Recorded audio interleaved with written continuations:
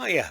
Well, years ago, and I'm probably going back to the 60s, late 50s, and maybe up into the 70s.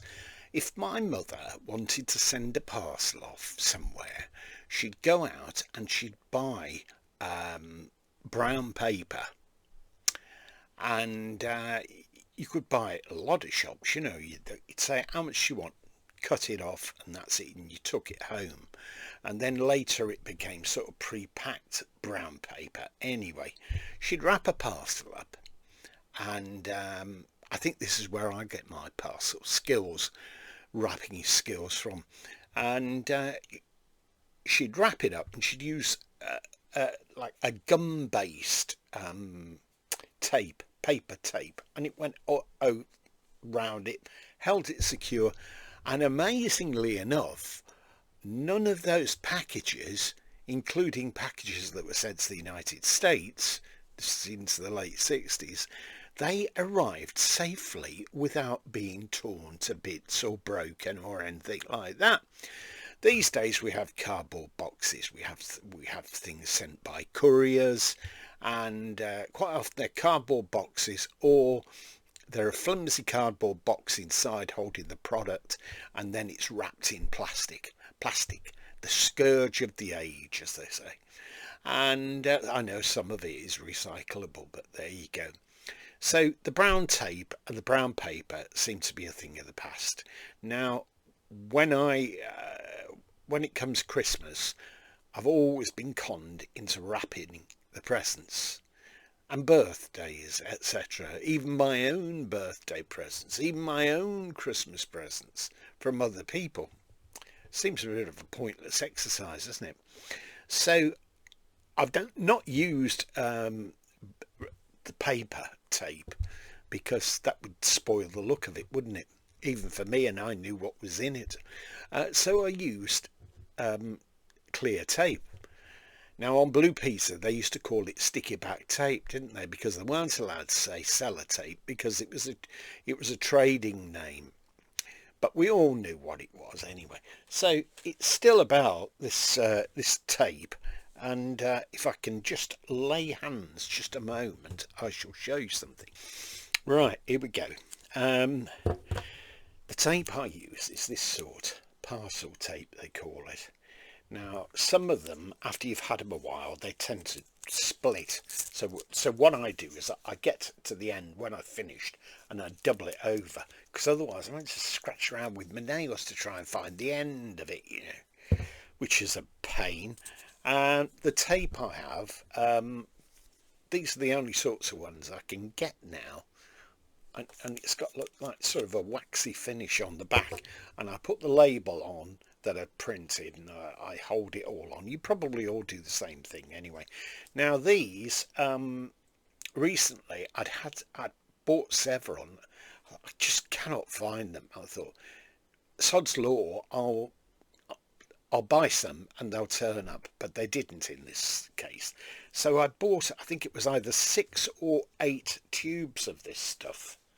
No, I'm not advertising, it's just sticky tape anyway. And I bought them from Amazon, and I thought, well, I'll have plenty there for in the future. Now, if I get any Amazon packages, I'd always try, if I'm sending something to someone else, to reuse that card, save the planet, to use that card or padded envelope wherever I can. But of course you take it to the post office, don't you? And even just one like that, the lovely lady at our local post office, she puts it through this plastic thing, this sort of imitation letterbox, and I can't remember one time in about 3 years where it's actually gone through. And of course if it won't go through, that means that you've got to pay a higher price or in a higher band. But still, there you go. We seem to be sending more packages these days than we do letters, and that's the subject of a lot of controversy with Royal Mail. And unless you're sending your stuff by a courier, but the accusation is that Royal Mail allegedly are prioritising packages over our mail.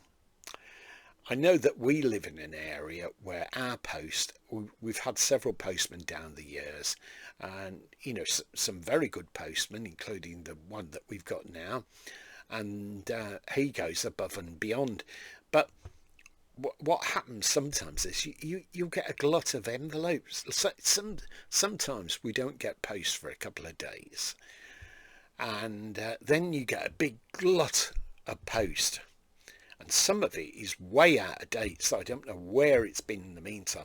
But this is an item that's been on the British news. The BBC have covered this. They've had a campaign, etc. So I don't know what will happen. I don't send letters very often now. I generally tend to just email things. But if you've got an appointment for the hospital, you want to get it in good time, don't you, so that you don't miss that. But still, anyway, we've covered letters, we've covered packages, and we've covered wrapping tape. Do you use anything alternative to what I've shown you? Do you have any particular problems with that?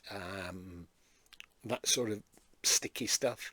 I'd be interested to know. Anyway, I don't send packages abroad now because it's expensive enough to send packages in the UK, but I used to send packages to America.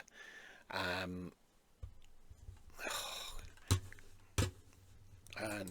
used to send packages to America, but that became very expensive. And then packages to Canada, and that was even more expensive and took forever and a day. But I'm told the ones that are the most expensive to send from the UK are to Australia. Mind you, it is the other side, isn't it? The other side of the, I don't know, equator, whichever. Anyway, it's a very long way away. So I don't send anything there now, and I don't receive anything from there, because on the last occasion, the item that I bought, it cut the postage, the mail for it, and I think it even went surface, cost more than the item.